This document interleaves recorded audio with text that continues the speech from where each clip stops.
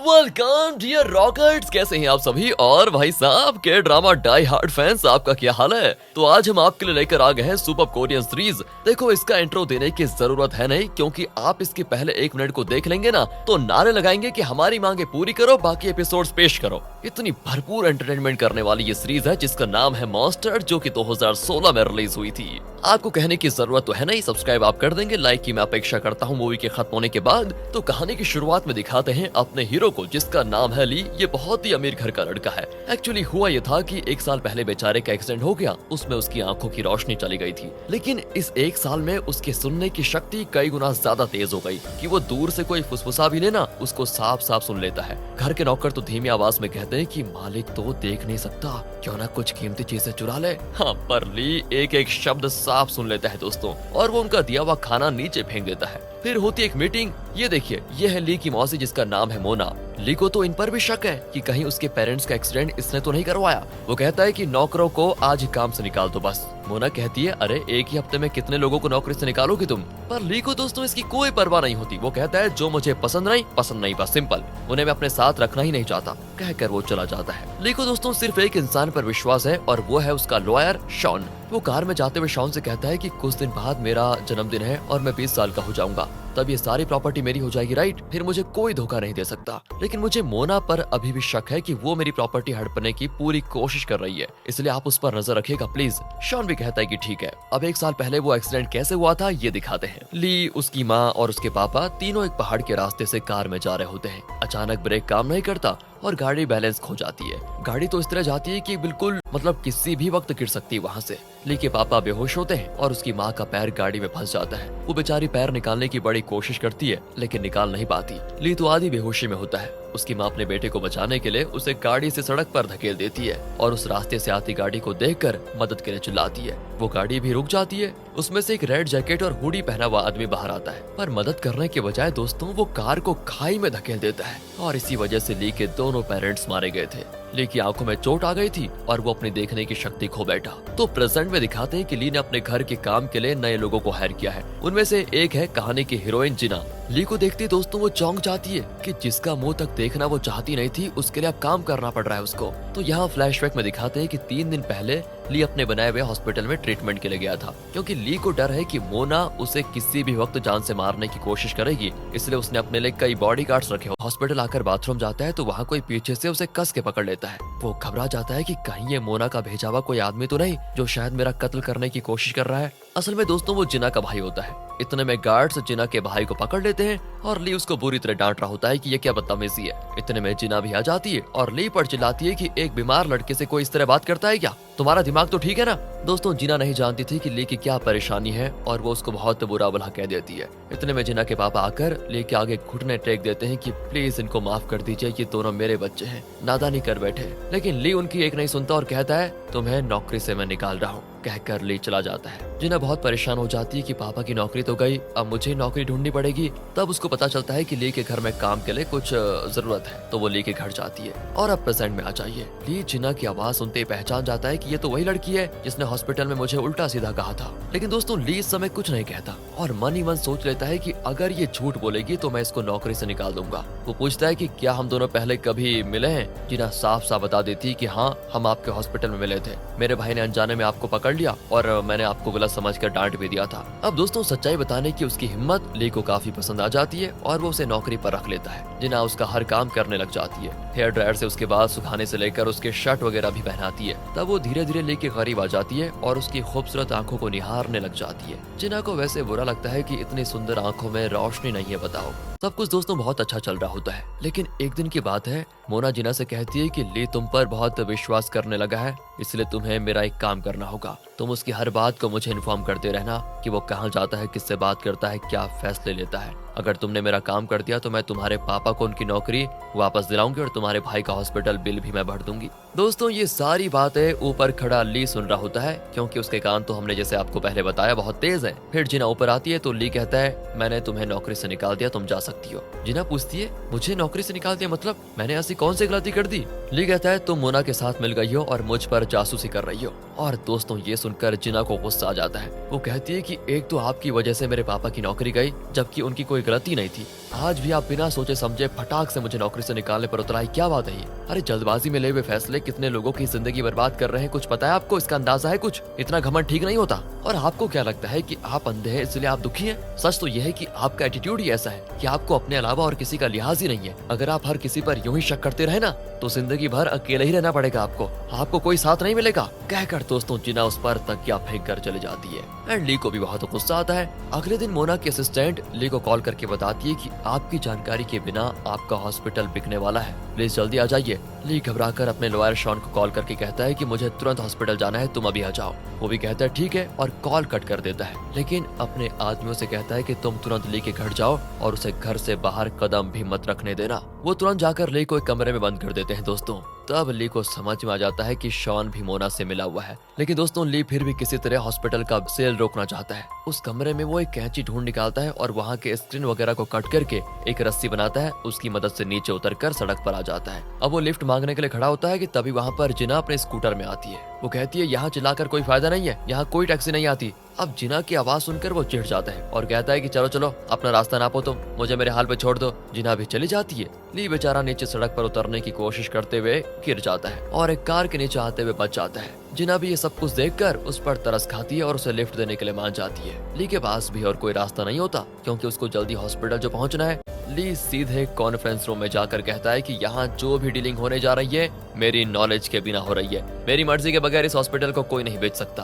और दोस्तों ये देखिए ये है इस कहानी का विलन नाथन जो इस हॉस्पिटल को खरीदना चाहता है। अब ली के ऐसा करने से सारे बोर्ड मेंबर्स को पता चल जाता है कि ये इलीगल डीलिंग हो रही है। वो डील कैंसिल कर देते हैं और नाथन को वहाँ से जाना पड़ता है। अब ली मोना से बहस करता है कि मेरी परमिशन के बिना ये बताओ ये सब करने की क्या जरूरत है और किसने हक दिया आपको ये करने का। वो कहती है वैसे हॉस्पिटल लॉस में चल रहा है इसलिए सोचा इसको बेचेंगे तो अपनी दूसरी कंपनी को बचाने में मदद हो जाएगी। ली कहता है सुनिए मुझे आपकी मदद की जरूरत है ही नहीं, समझे आप? मुझे पता है कि बैंक ने हमको टाइम दिया है और मैं जानता हूँ कि मेरी माँ और पापा का एक्सीडेंट भी आप ही ने करवाया था। ये सुनकर मोना चौंक जाती है कि बताओ मैं अपनी सगी बहन और उसके पति का कत्ल कैसे कर सकती हूँ? ली कहता है अच्छा, माँ मरने से पहले आपका ही नाम ले रही थी और शॉन भी तुम्हारा ही आदमी निकला, उसने मुझे अपने घर में बंद कर दिया था वो भी तुम्हारे कहने पर। कहकर दोस्तों वो चला जाता है। मोना की समझ में नहीं आता कि ये क्या बोल रहा है। लगता है दोस्तों मोना का ली के पेरेंट्स की मौत में कोई हाथ ही नहीं था। एंड तब उसको याद आता है कि उसका पति जिसका नाम जेजे है वो और शॉन एक ही कॉलेज में पढ़ते थे और अच्छे दोस्त भी थे। अब मोना को शक है कि जेजे, शॉन और नाथन जो हॉस्पिटल को खरीदना चाहता है तीनों मिले हुए हैं। वो तुरंत जेजे से मिलने जाती है जहाँ वो उसको नाथन से बात करते हुए सुन भी लेती है। नाथन जेजे से कहता है कि तुम्हें पता है 1 साल पहले जो काम तुमने अधूरा छोड़ दिया था उसी का नतीजा आज ये ली है और ये हमारा सारा प्लान चौपट कर रहा है। जल्दी एक काम करो, इस ली को खत्म करो। ये सारी बातें सुनकर मोना कहती है तुम इतने गिर जाओगे ये मुझे पता नहीं था। जेजे कहता है देखो ये सब मैंने हम दोनों के लिए ही तो किया है, तुम भी कुछ कम नहीं हो। वैसे तुमने तो जानबूझकर डॉक्टर को ली से ये कहने पर मजबूर किया कि उसकी आंखें कभी ठीक नहीं हो सकती। मैं बुरा हूँ तो तुम भी कोई कम नहीं हो, चलो यहाँ से। और यहाँ फ्लैशबैक में दिखाते जेजे ने ली के पेरेंट्स का एक्सीडेंट क्यों करवाया। एक दिन की बात है, जेजे को एक पार्सल मिला जिसके अंदर कुछ ऐसे फोटोज थे जिनसे साफ पता चलता है कि जेजे का किसी और औरत के साथ अफेयर था और ये पार्सल नाथन ने भिजवाया था। उसने जेजे को धमकाया कि जिस औरत के साथ तुम्हारा अफेयर है वो कोरिया के बहुत ही रईस आदमी की बेटी है। अगर मैंने ये बात उस रईस आदमी को प्रूफ के साथ बता दी तो बताओ तुम्हें देश निकाला हो जाएगा, भरपूर मार पड़ेगी। सो अलग अगर तुम इस देश में जिंदा रहना चाहते हो तो ली के पेरेंट्स का एक्सीडेंट करवा कर खत्म कर डालो उनको, फिर सारी प्रॉपर्टी तुम्हारी हो जाएगी क्योंकि ली तो अभी 20 साल का हुआ ही नहीं। उसके बाद तुम मुझे प्रॉपर्टी का एक बड़ा हिस्सा दे देना। और दोस्तों इसी वजह से जेजे ने उस दिन कार का ब्रेक डैमेज कर दिया था और जब वो बच गए तब वो खुद उनको खाई में धकेलने आ गया। चलिए आ जाइए प्रेजेंट में। दिखाते हैं कि मोना को अपने पति के कैरेक्टर पर भी शक है। वो अपने असिस्टेंट को जेजे के पीछे लगा देती है। जेजे उस औरत के घर जाता है जिसके साथ उसका अफेयर है एंड असिस्टेंट उनकी फोटोज खींचकर मोना को भेज देती है। मोना भी तुरंत उनको रंगे हाथों पकड़ने के लिए निकलती है। यहाँ जिना को दिखाते हैं जो ली को उसके घर पहुंचा देती है। अब ली को जिना पर विश्वास होने लगता है और वो कहता है, मैंने तुम्हारे साथ जो बुरा सलूक किया उसके लिए प्लीज मुझे माफ कर दो और प्लीज कल से काम पर आ जाओ दोबारा। जिना कहती है, देखो मैंने नौकरी के लिए तुम्हारी मदद नहीं की है, मुझे नहीं चाहिए नौकरी। ली कहता है, मैं तुम्हें दुगनी या तिगुनी सैलरी दूंगा। तब जिना उसके पास आकर कहती है कि इसके बाद मैं तुमसे कभी मिलूंगी ही नहीं, और ये कहकर वो चली जाती है। घर आकर भी ली को जिना की याद खाई जाती है। वो उसे कॉल भी करता है और दोस्तों अब दिखाते हैं कि जिना अब एक फूड आउटलेट में डिलीवरी का काम करती है। ली का नंबर देखते ही वो फोन का बैटरी निकाल लेती है। अब ली अपने एक स्टाफ से कहता है कि तुम जिना के पापा से कहो कि वो फिर से हॉस्पिटल में काम के लिए आ जाएं और जिना के भाई का फ्री ट्रीटमेंट का इंतजाम करो।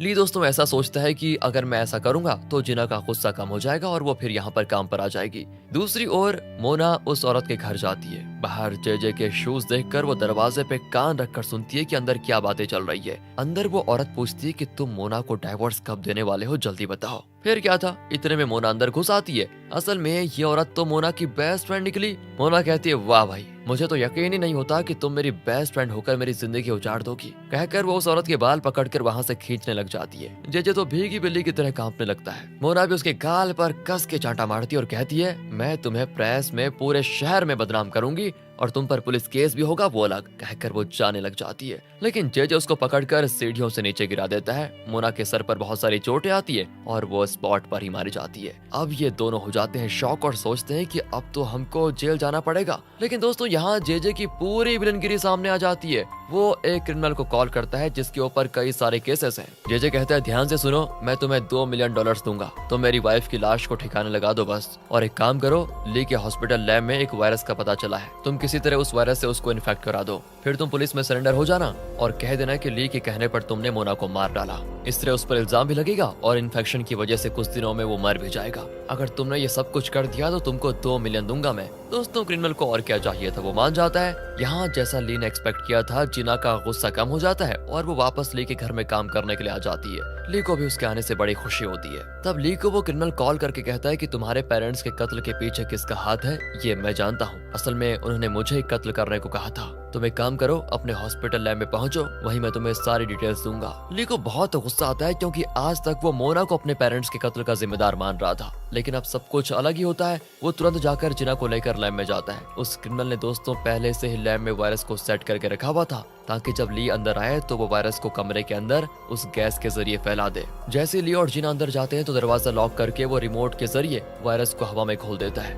अंदर दोनों सांस नहीं ले पाते और ली समझ जाता है कि जरूर किसी ने हवा में वो खतरनाक वायरस मिला दिया है, क्योंकि ये है तो ली का ही हॉस्पिटल ना। ली उस वायरस के बारे में खूब जानता है क्योंकि कुछ साल पहले क्या हुआ था कि यहाँ पर एक रिसर्च डॉक्टर थी, उसने बताया था कि हम एक म्यूटेंट वायरस बना रहे हैं और उसका एंटीटोड भी बना रहे हैं। तो प्रेजेंट में दोस्तों ली उसी एंटीटोड को ढूंढ निकालता है, लेकिन सिर्फ वो एक होता है। वो तुरंत जिना को एंटीटोड लगाने को कहता है, लेकिन जिना कहती है तुम इसको लगा लो, मेरी फिक्र मत करो। इतने में जिना के पापा जिना को लैब में बंद देखकर उसे बचाने आते हैं, पर तब तक जिना उस एंटीटोड इंजेक्शन को ली को लगा देती है। कट करके हॉस्पिटल में दिखाते हैं कि ली को होश आ गया है। जेजे तो उसके पास बैठा होता है और कहता है, तुमने मेरी पत्नी मोना को मारने के लिए एक क्रिमिनल को हायर किया है। यहाँ पर दोस्तों पता चलता है कि जेजे ने उस क्रिमिनल को ये कहकर सरेंडर होने को कहा कि मैं तुम्हें बेल पे बाहर निकालूंगा और $4 मिलियन दूंगा। वो भी बेचारा लालच के मारे मान गया और सरेंडर हो गया और उसने पुलिस से कह दिया कि मैंने ली के कहने पर ही मोना का कत्ल किया। इसलिए दोस्तों अब पुलिस भी क्रिमिनल के साथ साथ ली को भी अरेस्ट कर लेती है। दूसरी ओर न्यूज में बताते हैं कि हॉस्पिटल लैब से खतरनाक वायरस लीक होकर हवा में मिल गया है।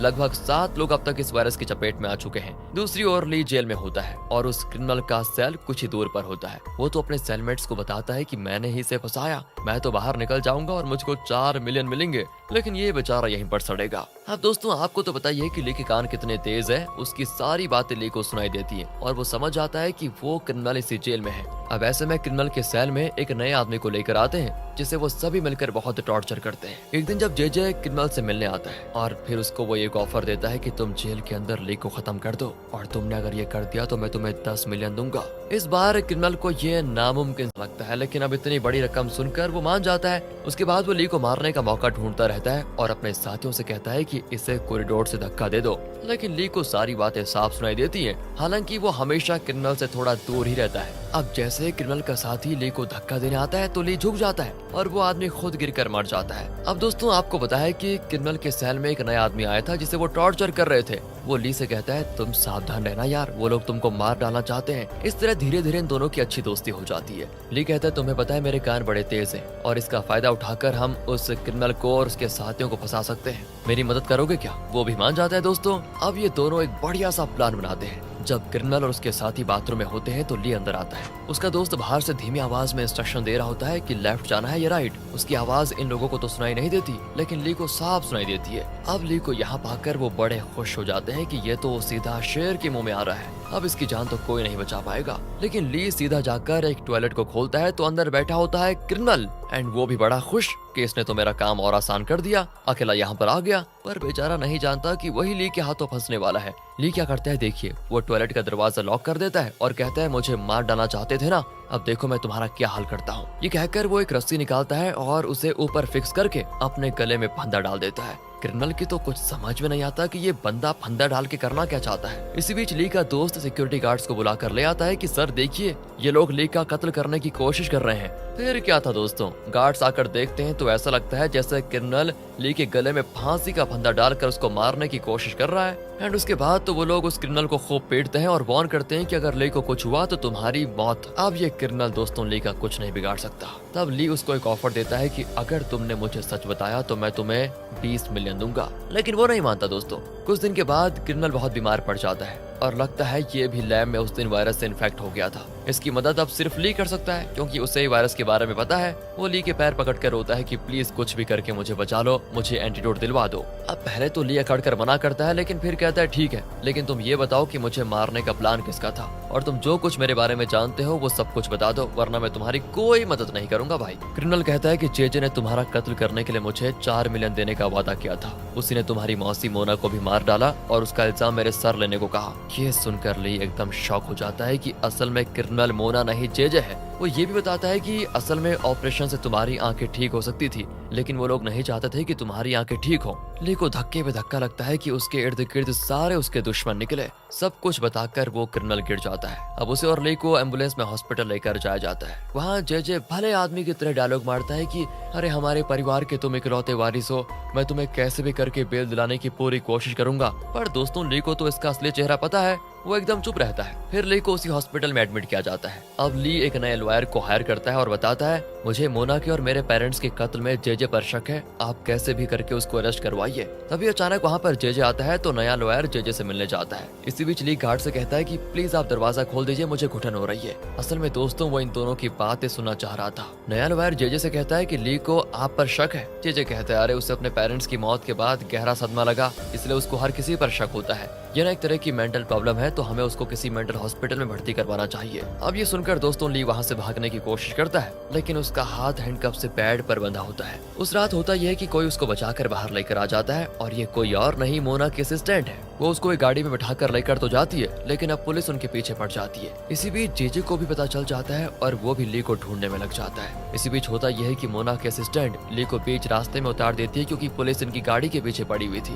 वो कहती है तुम जल्दी उतरो और एक टैक्सी लेकर किसी सेफ जगह पर निकल जाओ। कहकर वो निकल जाते हैं। ली यहाँ पर लिफ्ट मांगने के लिए खड़ा रहता है और ऐन वक्त पर वहाँ पर जेजे आ जाता है। बेचारा ली नहीं जानता कि ये जेजे की गाड़ी है और वो उसमें चढ़ जाता है। पर दूर से मोना की असिस्टेंट ये देख लेती है और तुरंत ली को कॉल करके कहती है कि अरे तुम्हें वही गाड़ी मिली थी क्या चढ़ने को, वो जेजे की गाड़ी है, कुछ भी करके निकलो उस गाड़ी से बाहर। ली अब जोर से चिल्लाने लग जाता है। इतने में असिस्टेंट की गाड़ी भी जेजे की गाड़ी के आड़े आकर रुक जाती है। इसी बीच जेजे अपने आदमी से कहता है कि अरे वो कौन है जो ली की मदद कर रही है, उसका पता लगाओ। लेकिन इतने में दोस्तों वो निकल जाती है और जेजे ली को पकड़ लेता है और कहता है बेटा अब तो तेरी मौत मेरे हाथों होगी, फिर सारी प्रॉपर्टी मेरी। ली कहता है तुम कुछ भी कर लो लेकिन मैं वापस आऊंगा। कहकर वो पानी में कूद जाता है। जेजे सोचता है चलो बढ़िया ही हुआ, मैं वैसे भी उसको मारने वाला था। लेकिन अगले दिन दिखाते हैं कि ली कचड़े के ढेर में पड़ा हुआ है और अपनी आंखें खोलता है। इसी के साथ इस सीरीज का पार्ट 1 यहाँ पर होता है खत्म। उम्मीद है ये पहला पार्ट आपको पसंद आया होगा और अगर आ गया है तो और पार्ट्स की रिक्वेस्ट आप डाल दीजिए। ज्यादा रिक्वेस्ट मिले तो हम जरूर अगले पार्ट्स को लेकर आएंगे। बाकी अगर आपको वीडियो अच्छी लगी हो तो लाइक कीजिए, चैनल को सब्सक्राइब